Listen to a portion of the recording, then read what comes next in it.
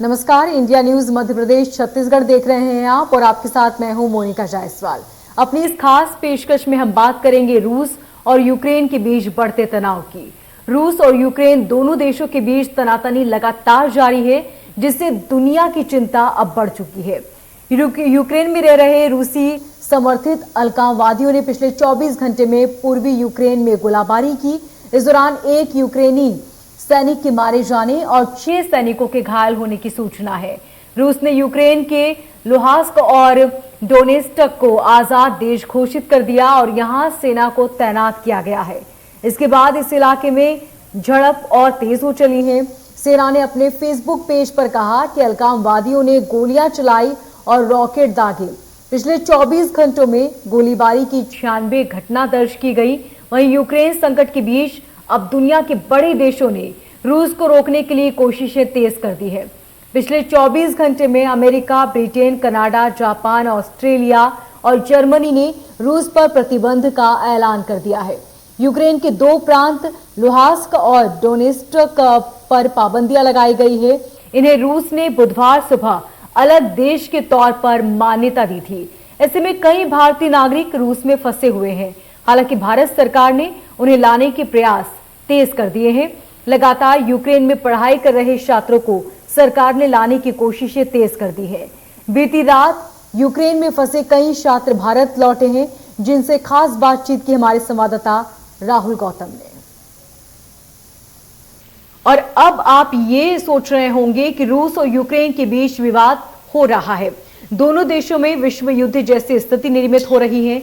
इससे भारत का आपके पेरेंट्स ने आपको कहा कि आप वापस आ जाइए, उनका क्या रिस्पॉन्स है जब उन्होंने खबरें देखी? अभी वो वॉर की कंडीशन है, इसलिए बोला कि वापस आ जाओ इंडिया पे। अभी वहाँ पे नॉर्मल होगा, फिर वापस जाएंगे सब। और वहाँ पर क्या हालात हैं? ऐसे कहा जा रहा है कि वहाँ पर जो यूक्रेन की सरकार है, बॉर्डर पे है, सब बॉर्डर पे ये ज़्यादा ख़राब कंडीशन है। दूसरी सब जगह पे तो नॉर्मल कंडीशन है। आपके कितने फ्रेंड्स वहाँ पर अभी होंगे? कितने और स्टूडेंट्स होंगे अंदाजा आपके साथ? तकरीबन 300-400 स्टूडेंट्स हो गए अभी वहाँ पे।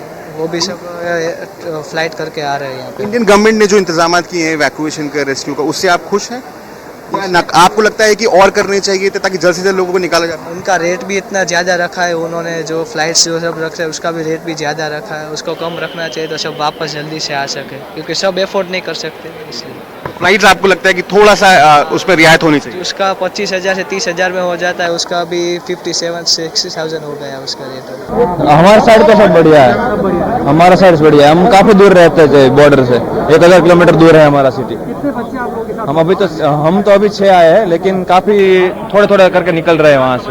निकल रहे हैं, कैसा महसूस कर रहे हैं भारत में वापस आए? अच्छा, अपना देश है। आप कितने आपका नाम क्या है? दिव्यम। अच्छा, आप कौन से स्टेट से रहने वाले? गुजरात। गुजरात। क्या हालात हैं वहाँ पर, ये बताइए। अभी बॉर्डर पे तो थोड़े हालात बताया कि बिगड़ गए थे, लेकिन उतने भी नहीं बिगड़े हैं। तो जो दोस्त थे, हम 6 दोस्त आए थे। कई दोस्त निकलने वाले, अगले हफ्ते की फ्लाइट है। कई सीनियर से जूनियर्स हमारे ईयर के हैं, वो सब निकल गए हैं। बोकोविनियन यूनिवर्सिटी से, टर्नोपिल से निकल गए हैं। आपके पेरेंट्स का क्या रिस्पॉन्स है जब उन्होंने की आपसे बात? नहीं, वो पैनिक नहीं हुए थे, लेकिन उन्होंने कहा कि भले ही ना हो, लेकिन आ जाओ, ऑनलाइन भले ही शुरू हो, सिर्फ आ जाओ। वैसा फोर्स नहीं किया है कुछ। आप खुश हैं जो पूरा इवैक्यूएशन प्रोसेस चल रहा है? काफी लगते हैं आपको इंतजाम जो सरकार ने किए हैं? हाँ, इंडियन एम्बेसी वालों ने काफी स्टूडेंट को सपोर्ट किया है, तो वो अच्छा लगा मुझे। हालत तो वहाँ खराब था, इसलिए तो आ रहे हैं। अभी वो बोला कि 10-15 मिनट में आ जाएंगे। 10-15 मिनट में? हाँ, अभी बात हुई 5-10 मिनट के अंदर बाहर आने ही वाला है।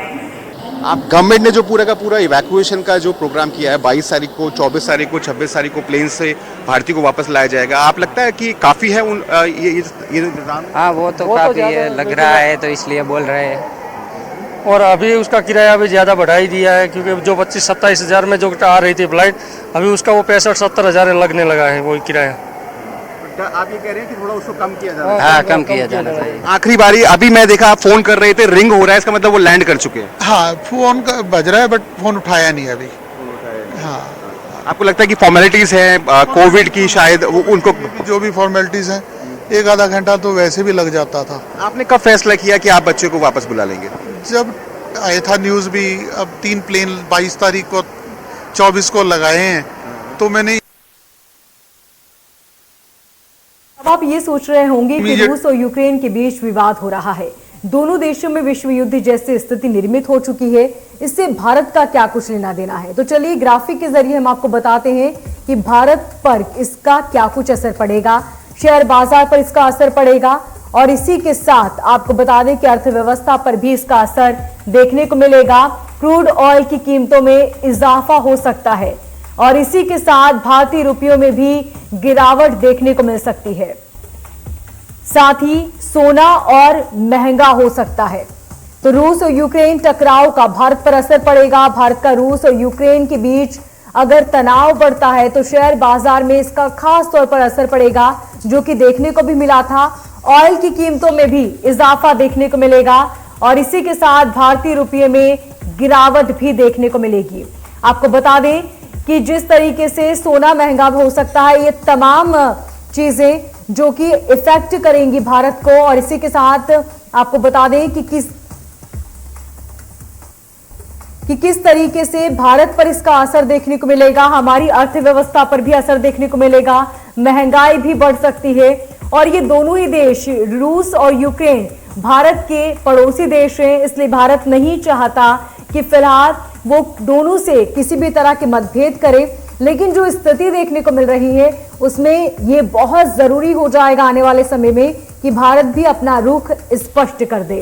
तो किस तरीके से ये टकराव के बीच भारत पर इसका असर पड़ेगा वो हम आपको दिखाने की कोशिश कर रहे हैं कि भारतीय रुपये में गिरावट देखने को मिल सकती है, सोना महंगा हो सकता है, यानी कुल मिलाकर परेशानियां हो सकती है।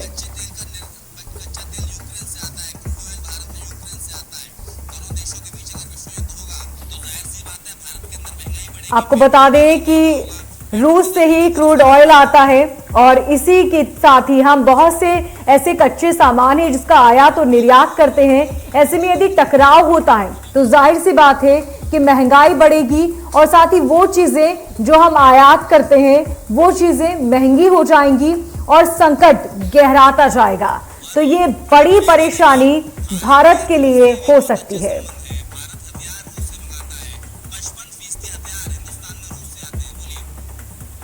आपको बता दें कि 55% हथियार भारत के रूस से आते हैं और ऐसे में यदि टकराव होता है तो हमें बड़ा परेशानी देखने को मिल सकती है, हथियार को लेकर भी परेशानी हो सकती है।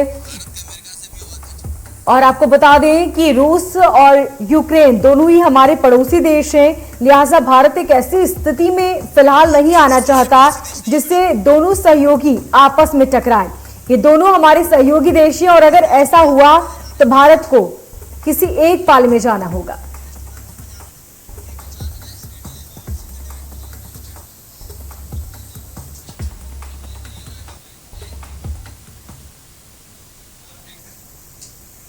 और डिबेट में हम जानेंगे, हमारे साथ कुछ मेहमान जुड़े हैं। पूर्व राजनयिक अशोक सज्जनहार, जनरल मेजर हमारे साथ जुड़े हैं अनुज माथुर, आदित्य स्वामी जो कि यूक्रेन से लाइव हैं छात्र, और साथ ही शिवम शर्मा जो कि यूक्रेन से हमारे साथ सीधे जुड़े हैं।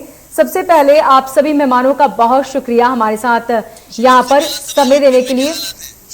शिवम, सबसे पहले आपसे पूछना चाहूंगी, आप यूक्रेन में आपको कितना वक्त हो चुका है? यूक्रेन में मुझे 3 साल हो चुके हैं, जब मैंने एडमिशन लिया था 2019 में। तो शिवम, 3 साल पहले क्या कुछ हालात थे और 3 साल बाद अब क्या कुछ हालात थे वहां पर? 3 साल पहले ऐसा मतलब ऐसा सुनने में नहीं आया कि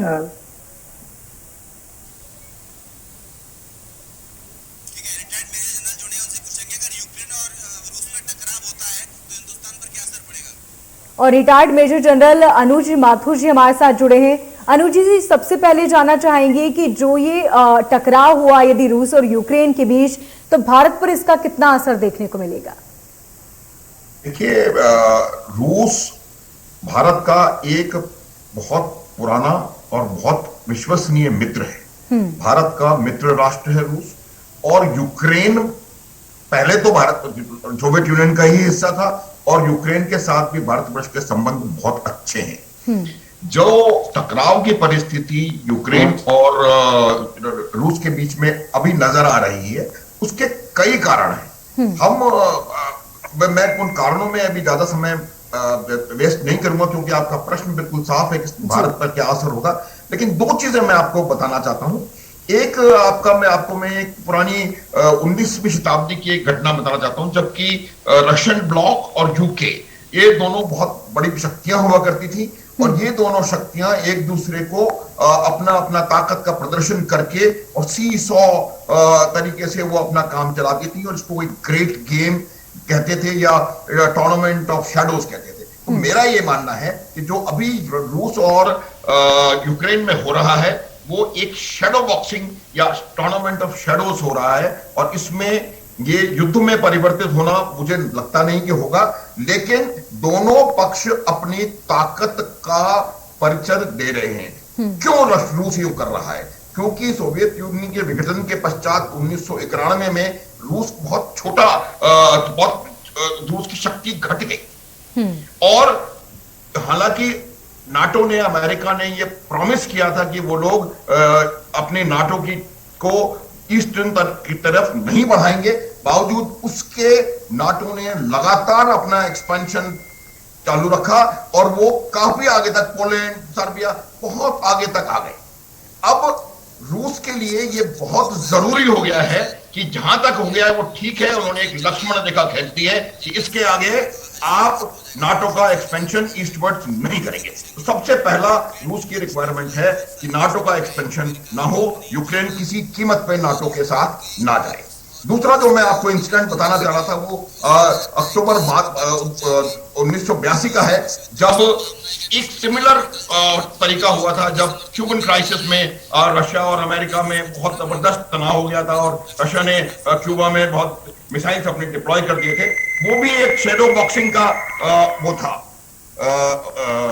तरीका और उसमें भी परिणाम यही हुआ कि उन्होंने अपनी शक्ति का प्रदर्शन किया और अपने अपने मकसद हल होने के पश्चात वो अपने जगह वापस निकल गए।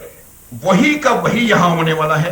रूस की सबसे बड़ी समस्या है कि वो ये अपनी जनता को, पुतिन 22 साल से रूस के राष्ट्रपति हैं, वो रूस के लोगों को ये बताना चाहते हैं कि रूस एक बार फिर, पहली बात, महाशक्ति बनने वाला है। दूसरा, वो रूस के लोगों को ये बताना चाहते हैं कि रूस के इंटरेस्ट के साथ कोई भी और दूसरी ताकत इसके साथ खिलवाड़ नहीं कर सकती है। उन्होंने जॉर्जिया में यही किया, क्रिमिया में यही किया। उनका ये स्टैंडर्ड तरीका हो गया है इस प्रकार का काम करने का। और जहां तक मैं समझता हूं कि वो इस शैडो बॉक्सिंग को करने के बाद ये लड़ाई में मेरे को लगता नहीं कि लड़ाई होने वाली है। पहली बात। ठीक, पूर्व राजनयिक अशोक सज्जनहार भी हमारे साथ बने हुए हैं। अशोक जी, आपसे ये जानना चाहेंगे कि फिलहाल अभी जितने भी देश हैं वो यूक्रेन को ज्यादा सपोर्ट कर रहे हैं, तो क्या ऐसे में ये कहा जा सकता है कि यहाँ पर जो रूस है वो झुक सकता है?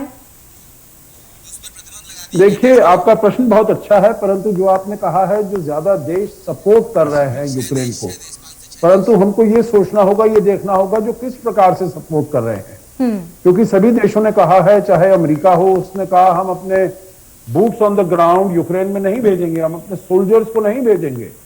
उसके बाद नेटो ने भी कहा है जो हम आपके सोल्जर्स वहां नहीं भेजेंगे। तो मतलब किसी भी देश ने ये नहीं कहा है जो वो अपने सैनिक वहां पर यूक्रेन में भेजेंगे यूक्रेन की सहायता के लिए। और उसके बनिस्बत हम देख रहे हैं जो तीन तरफ से, आप अगर देखिए ऊपर बेलारूस में, तो वहां पर उनकी मिलिट्री एक्सरसाइजेस हो रही थी, बेलारूस की और रूस की, और वहां पर वो खत्म होना था 20 तारीख को, परंतु उन्होंने उसको एक्सटेंड कर दिया है। तो कहते हैं 30 से 50 हजार तक वहां पर सैनिक रूस के लगे हुए हैं। उससे ज्यादा 1 लाख के आसपास सैनिक जो पूर्वी सीमा है यूक्रेन की रूस के साथ वहां पर लगे हुए हैं। फिर अगर आप दक्षिण में आ जाते हैं तो वहां पर ब्लैक सी और सी ऑफ एजोव है। वहां पर करीब क्राइमिया के पास जो इनका रूस का जो पोर्ट है, जो बेस है, वहां पर करीब 30 से ज्यादा युद्ध पोत वहां पर मिलिट्री एक्सरसाइज और ड्रिल कर रहे हैं। तो इसीलिए तीन तरफ से रूस ने घेरा हुआ है यूक्रेन को। यूक्रेन की जो आर्मी है, अगर उसके नंबर्स देखें या फिर अगर आप बीम काउंटिंग करें जो भाई उसके पास कितने हवाई जहाज हैं, कितने अटैक हेलीकॉप्टर्स हैं, कितने टैंक्स हैं, तो वो कहीं भी खड़ा नहीं होता है यूक्रेन रूस के बनिस्बत। तो इसीलिए सहायता करना, हम उसके साथ खड़े हैं, उसको मिलिट्री हार्डवेयर देना, मिलिट्री इक्विपमेंट देना, वो एक तरीके से ठीक है, परंतु उससे कोई यूक्रेन का फायदा नहीं होने वाला है। बहुत ही बड़ी शक्ति है रूस, उसके पास बहुत मिलिट्री हार्डवेयर इक्विपमेंट, असला, और पिछले 10 साल से उसने अपनी जो आर्मी को है, अपने फोर्स को है, एयरफोर्स को है, नेवी को है, बहुत ही उसने उसको सक्षम किया है। तो यूक्रेन उसके विरुद्ध खड़े होने में बिल्कुल भी वो कामयाब नहीं होगा, और यही हम देख रहे हैं जो वो कर सकते हैं, इकोनॉमिक सैंक्शंस लगा सकते हैं। ठीक है अशोक जी, यूक्रेन से हमारे साथ आदित्य स्वामी जो छात्र हैं वो भी जुड़ चुके हैं। आदित्य, आपसे जानना चाहेंगे कि फिलहाल मौजूदा वहां पर क्या कुछ स्थिति है, और वहां पे आपको ये भी जानना चाहेंगे कि क्या भारतीय राजनीति की तरफ से आपसे किसी तरह का संपर्क करने की कोशिश की गई, क्या कुछ मदद आपको पहुंचाई जा रही है? जी नमस्कार। मैं अभी जैसे लोकल जो हालात है यहाँ पे वो तो सारा ठीक है, सारे जो डेली रूटीन के काम है, सारे शॉपिंग मॉल्स वगैरह खुले हैं, स्कूल्स वगैरह जो यूनिवर्सिटीज वगैरह वो सारी चल रही हैं, बट बाकी जो हालात खराब वो बॉर्डर एरिया में खराब है, बाकी सिटीज वगैरह में सब नॉर्मल है। और एम्बेसी भी रोज जो है जैसे एडवाइजरी जारी कर रही है अभी पिछले 6-7 दिन से, और फ्लाइट्स वगैरह के लिए भी अरेंजमेंट कर रही है स्टूडेंट्स के लिए, चार्टर फ्लाइट्स का अरेंज किया है, और अभी एयर इंडिया की कई फ्लाइटें हैं वो भी बुलाई हैं इन्होंने। तो एम्बेसी काफी सपोर्ट कर रही है इंडियन स्टूडेंट को यहाँ पे।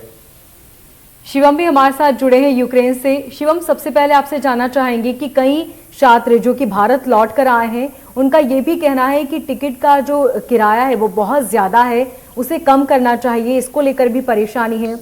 आपके साथ जितने भी छात्र हैं जो भारत के हैं, क्या वो वहीं पर हैं या फिर वो भारत लौट आए हैं, उनका क्या कुछ कहना है? जी मेरे साथ जितने भी मेरे फ्रेंड्स हैं, जितने भी कलीग्स हैं, उन लोग का यही कहना है कि एटलीस्ट मतलब जो इतना प्राइस हो रहा है उसको गिरा के थोड़ा सा इस लेवल तक ले आए, जिससे कि एक स्टूडेंट को, एक मिडिल क्लास फैमिली को, मिडिल क्लास फैमिली के स्टूडेंट को वो फ्लाइट बुक करने में प्रॉब्लम ना आए। बिल्कुल वो इजीली उसको सोचना ना पड़े, क्योंकि ऐसा ही है कि आप भी सोचिए कि अगर 20,000 30,000 की फ्लाइट अगर आपको 80,000 या 90,000 की मिलेगी, तो ऑब्वियस सी बात है कि हर किसी मिडिल क्लास फैमिली के स्टूडेंट को वो अफोर्ड नहीं कर सकता है। तो यही एक बहुत बड़ा कॉन्सिक्वेंस है इस चीज में। ऑल्दो जितनी भी चार्टर फ्लाइट्स हैं वो चल रही हैं, धीरे धीरे करके फ्लाइट्स जो है वो बुक हो रही हैं, तो धीरे धीरे करके सब लोग जो स्टूडेंट्स हैं वो यहाँ से निकल रहे हैं, और होपफुली कि सब लोग जल्दी से जल्दी अपने वतन वापस लौट जाएंगे और अपने माता पिता के पास लौट जाएंगे, क्योंकि माता पिता इतने चिंतित हैं कि उनका मतलब सुबह 5 बजे से लेकर रात को 10 बजे तक उन लोग का फोन आते हैं कि कैसे हो, क्या हालात हैं, हालत बिगड़े तो नहीं है, वहाँ आसपास सब नॉर्मल है नहीं है। तो ये सबको लेकर थोड़ा माता पिता चिंतित हैं। जी बिल्कुल शिवम, क्योंकि जो स्थिति है उसमें उनकी चिंता होना भी लाजमी है, क्योंकि जिस तरह की खबरें सामने आ रही हैं, ऐसे में उनके बच्चे उनसे दूर हैं, तो उन पर क्या बीत रही होगी इसे समझा जा सकता है। अनुज जी, आपसे ये भी जानना चाहेंगे कि भारत के संबंध रूस और यूक्रेन दोनों से ही बेहतर हैं, और फिलहाल किसी तरह की स्थिति स्पष्ट नहीं की है भारत ने, लेकिन यदि विश्व युद्ध होता है तो भारत फिलहाल अपना जो रुख रहेगा वो किस तरीके से अपना रुख स्पष्ट करेगा? देखिए, जो आपका प्रश्न है आपने स्वयं उस प्रश्न का पार्शियल उत्तर दे दिया है। भारतवर्ष का मेरा पूरा मानना है, जिस प्रकार से हमने अपने आप को कल सिक्योरिटी काउंसिल में हमारा स्टेटमेंट दिया है, भारतवर्ष का स्टैंड बिल्कुल न्यूट्रल रहेगा। हमारे जो रिलेशंस हैं रशिया के साथ, यूक्रेन के साथ और इवन अमेरिका और नेटो कंट्रीज के साथ हमारे रिलेशंस बिल्कुल एक बहुत अच्छे हैं, और हम लोग उस पर किसी प्रकार का वो आने की आवश्यकता नहीं। मुझे ये लगता है कि भारतवर्ष का इस विश्व युद्ध को, और विश्व युद्ध तो मैं नहीं कहूंगा, इस युद्ध को कंट्रोल करने में या रोकने में एक बहुत महत्वपूर्ण हिस्सा हो सकता है, क्योंकि मेरा ये मानना है कि दोनों ग्रुप जो नाटो और अमेरिका लेड नाटो है और रशिया है, वो दोनों भारत की जो बात है उसको शायद मानने के लिए तैयार रहेंगे। तो मुझे ये लगता है कि हमको अपना न्यूट्रल स्टांस दोनों पक्षों के बारे में बना के रखना चाहिए। दूसरा, ये हमें इम्प्रेस करना चाहिए कि इस समस्या का समाधान बातचीत के जरिए निकाला जाए, ना कि युद्ध की, क्योंकि युद्ध की सबसे बड़ी विभीषिका, सबसे बड़ा युद्ध का असर पड़ता है आपकी इकोनॉमी पे, वर्ल्ड इकोनॉमी पे असर पड़ेगा। ये दुनिया 2 साल से कोविड की वजह से अपनी इकोनॉमी से जूझ रही है, और उस पर अगर एक इतना बड़ा युद्ध थोप दिया जाएगा तो इसका ये बहुत कैटास्ट्रोफी होगी वर्ल्ड इकोनॉमी के लिए। और इस कैटास्ट्रोफी अशोक जी, वक्त की कमी है, आपसे आखिरी सवाल लेना चाहूंगी। नाटो यूक्रेन को अपनी सदस्यता देना चाहता है और यूक्रेन भी नाटो से सदस्यता लेना चाहता है, लेकिन रूस को इससे क्या कुछ आपत्ति है?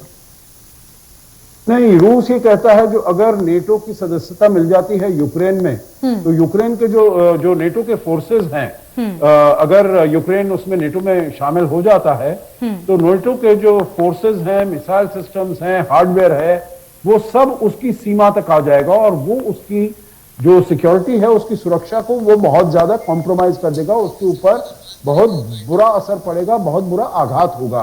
तो इसीलिए वो चाहता है जो यूक्रेन नेटो का सदस्य बिल्कुल नहीं बने। और देखिए, ये कहना मेरे विचार से इस समय ठीक नहीं होगा जो नेटो यूक्रेन को अपना सदस्य बनाना चाहता है, क्योंकि करीब पिछले 10, 12, 15 साल से यूक्रेन ने ये कहा है जो वो सदस्य बनना चाहता है नेटो का, परंतु अभी नेटो ने ये इसके ऊपर कोई फैसला नहीं लिया, क्योंकि इनको पूरी यूनानिमिटी चाहिए। जो भी उसके जो 30 सदस्य हैं, 30 मेंबर्स हैं नेटो के, सभी को हाँ करनी पड़ेगी, सभी को इसमें अग्री करना पड़ेगा। तो मेरे विचार से ये कहना इस समय ठीक नहीं होगा। ये बात है जो नेटो ने कहा है, हमारा ओपन डोर्स है, हमारे इसकी सदस्यता कोई भी ले सकता है, परंतु उसके कुछ प्रोसेसेस हैं, उसके कोई प्रोसीजर है जिसको कि जो भी देश है उसको फॉलो करना पड़ेगा। तो अभी ये हाइपोथेटिकली ये करेक्ट है जो भाई कोई भी ज्वाइन कर सकता है, परंतु अगर ऐसे हालात हैं यूक्रेन में, तो फिर नेटो के देश भी ये सोच सकते हैं, नेटो सदस्य ये सोच सकते हैं जो उसको सदस्यता दी जाए या न दी जाए। ठीक है अशोक जी, बहुत शुक्रिया तमाम जानकारी के लिए। अनुज जी, आपका भी बहुत शुक्रिया। आदित्य शिवम, बहुत शुक्रिया तमाम जानकारी के लिए।